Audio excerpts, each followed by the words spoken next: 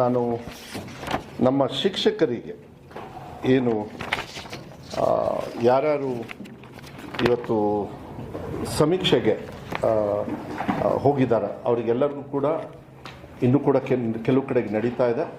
ಅವರಿಗೆಲ್ಲರಿಗೂ ಕೂಡ ಧನ್ಯವಾದಗಳು, ಕೃತಜ್ಞತೆಯನ್ನು ಹೇಳಲಿಕ್ಕೆ ಇಷ್ಟಪಡ್ತೀನಿ. ಬಿಕಾಸ್ 1,40,20,30,000 ಟೀಚರ್ಸ್ನ ಒಟ್ಟಾಗಿ ತೊಗೊಂಡು ಹೋಗ್ತಕ್ಕಂಥದ್ದು ಇಟ್ಸ್ ಭಾಳ ದೊಡ್ಡ ಎಫರ್ಟ್. ಆಮೇಲೆ ಅವರಿಗೆ ನಾನೇ ನನ್ನ ಇಲಾಖೆಯಿಂದ ನಾವೊಂದು ತೀರ್ಮಾನ ಮಾಡಿದ್ವಿ, ಇಲ್ಲ ಟೀಚಿಂಗ್ ಅರ್ಧ ದಿವಸ ಮತ್ತು ಅವರಿಗೆ ಮತ್ತೆ ಸಮೀಕ್ಷೆ ಕಂಟಿನ್ಯೂ ಮಾಡಿ ಅಂತ. ಆಮೇಲೆ ಮಾನ್ಯ ಮುಖ್ಯಮಂತ್ರಿಗಳು ಮತ್ತು ಅಸೋಸಿಯೇಷನ್ಸ್ ಅವರು ಬಂದರು, ಅವ್ರು ಭಾಳ ರಿಕ್ವೆಸ್ಟ್ ಮಾಡಿಕೊಂಡ್ರು ನಮಗೆ, ಇಲ್ಲ ಸರ್ ನಾವು ಚೆನ್ನಾಗಿ ಕೆಲಸ ಮಾಡಿರೋರಿಗಾದರೂ ರಜಾ ಬೇಡವಾ ಸರ್ ಅಂತ. ಆಮೇಲೆ ಕೂತ್ಕೊಂಡು ಇಲಾಖೆಯವ್ರ ಜೊತೆಗೆಲ್ಲ ಮಾತಾಡಿ ಸುಮಾರು 242 ದಿವಸ ನಮ್ಮ ಹತ್ರ ಇತ್ತು ಕೈಯಲ್ಲಿ. So 220 minimum R T A actually ಅದಿದೆ. ಅದನ್ನೆಲ್ಲ ನೋಡಿದ್ರೆ ಬರೀ 9 ಕಮ್ಮಿ ಆಗುತ್ತೆ ಅಂದ್ಬಿಟ್ಟು ನಮಗೆ ಇನ್ನೂ ಕೂಡ, ಯಾಕೆಂದರೆ ಮುಂದೆ ಕೆಲಸಕ್ಕೆ ಬಂದು ಯಾವುದಕ್ಕೂ ಒಂದು ದಿವಸ ಹೆಚ್ಚು ಕಮ್ಮಿ ಆಗ್ಬೋದು, ಆದರೆ ಕಲಿಕೆಗೇನು ತೊಂದರೆ ಇಲ್ಲ ಅಂದಮೇಲೆ ಅಸೋಸಿಯೇಷನ್ಸ್ ಅವ್ರ ಹತ್ರ ಒಂದು ಕನ್ಫರ್ಮೇಷನ್ ತೊಗೊಂಡು ನಾನಿಂದ ನನಗೆ ಕೊಡಬೇಡಿ, ಯಾಕೆಂದರೆ ನನ್ನ ಇಲಾಖೆ ಅಲ್ಲ ಡಿಸಿಷನ್ ತೊಗೊಳ್ಳೋದು, ನಾವು ಬರೀ ಕೆಲಸ ಮಾಡ್ತೀವಿ ಅಷ್ಟೇ. ಮಾನ್ಯ ಮುಖ್ಯಮಂತ್ರಿಗಳಿಗೆ ಮನವಿಯನ್ನು ಕೊಡಿ.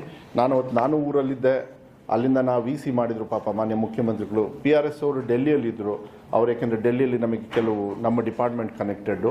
ಬಟ್ CM ಅವ್ರು ಹೇಳಿದರು ಇಲ್ಲ ನೀವಿಬ್ಬರು ಇರಲೇಬೇಕು ಅಂತ ಹೇಳಿ ವಿ ಸಿಯಲ್ಲಿ ಎಲ್ಲ ಕೂತ್ಕೊಂಡು ಮಾತಾಡಿ ಅವರು ಕೂಡ ಒಂದು ತೀರ್ಮಾನವನ್ನು ತಗೊಂಡು ಇದನ್ನು ಮಾಡಿದ್ರೇನು, ವಿ ಸಿಯಲ್ಲಿ ಎಲ್ಲರಿಗೂ ರಜಾ ಕೊಡಿ, ಯಾಕಂದರೆ ಕಷ್ಟಪಟ್ಟಿದ್ದಾರೆ. ಟೀಚಿಂಗು ಕೂಡ ಏನೂ ಪ್ರೆಷರ್ ಇಲ್ಲ, ಅದನ್ನು ಈಗಲೇ ಹೇಳಿಬಿಡ್ತೀನಿ. ಅವರು ಟೀಚರ್ಸ್ ಅಸೋಸಿಯೇಷನಿಂದನೂ ಕೂಡ ಕನ್ಫರ್ಮೇಷನ್ ತೊಗೊಂಡಿದ್ದೀನಿ. ಅಂದರೆ ನೀವು ಪ್ರಶ್ನೆ ಕೇಳ್ಬೋದು ತುಂಬ ಒತ್ತಡ ಆಗುತ್ತಂತ, ಏನೂ ಒತ್ತಡ ಆಗಲ್ಲ, ಕ್ಲೀನಾಗಿ ಮಾಡ್ಕೊಂಡು ಹೋಗ್ತಾರೆ. ಮತ್ತೆಲ್ಲ ರೆಮಿಡಿಯಲ್ ಕ್ಲಾಸಸ್ಸು ಸಾಯಂಕಾಲ ಫ್ರೀ ಪವರ್ ಕೊಡೋದ್ರಿಂದ ಅವರಿಗೆ ಫ್ರೀ ಸಾಯಂಕಾಲ ಕೆಲವು ಹಳ್ಳಿ ಭಾಗದಲ್ಲಿ ಭಾಳ ಈಸಿ, ಟೀಚರ್ ಅಲ್ಲೇ ಇರ್ತಾರೆ, ಸಾಯಂಕಾಲ ಸ್ಪೆಷಲ್ ಕ್ಲಾಸ್ ತೊಗೊಳ್ತಕ್ಕಂಥದ್ದು, ವಾರದಲ್ಲಿ ಒಬ್ಬೊಬ್ಬರು ತೊಗೊಳ್ಳೋದು, ಅದಕ್ಕೂ ಕೂಡ ಇನ್ನೂ ಹೆಚ್ಚು ಒತ್ತಡವನ್ನು ಟೀಚರ್ಸ್ ಯಾವ ರೀತಿ ನಾವು ಉಪಯೋಗ ಮಾಡ್ಕೋಬೋದು ಅದನ್ನು ಕೂಡ ನಾವು ಮಾಡ್ತಾಯಿದ್ವಿ. ಅದಕ್ಕೆ ನಾನು ಒಂದು ಕಡೆಗೆ 20 ಲಕ್ಷ ಕೊಡೋದು ಯಾರಿಗೂ ಒಂದು ಜೀವಕ್ಕೆ ನಾವು ಮಾಡಬಾರ್ದು, ಅಳತೆ ಮಾಡೋದಕ್ಕಾಗೋದಿಲ್ಲ. ಆದರೆ ಕರ್ತವ್ಯವನ್ನು ಇಂಥ ಸಂದರ್ಭದಲ್ಲಿ ಮಾನ್ಯ ಮುಖ್ಯಮಂತ್ರಿಗಳು ಘೋಷಣೆ ಏನು ಮಾಡಿದ್ದಾರೆ ಅದಕ್ಕೆ ಅವರಿಗೆ ಧನ್ಯವಾದಗಳನ್ನು ನಾನು ಹೇಳಲಿಕ್ಕೆ ಇಷ್ಟಪಡ್ತೀನಿ.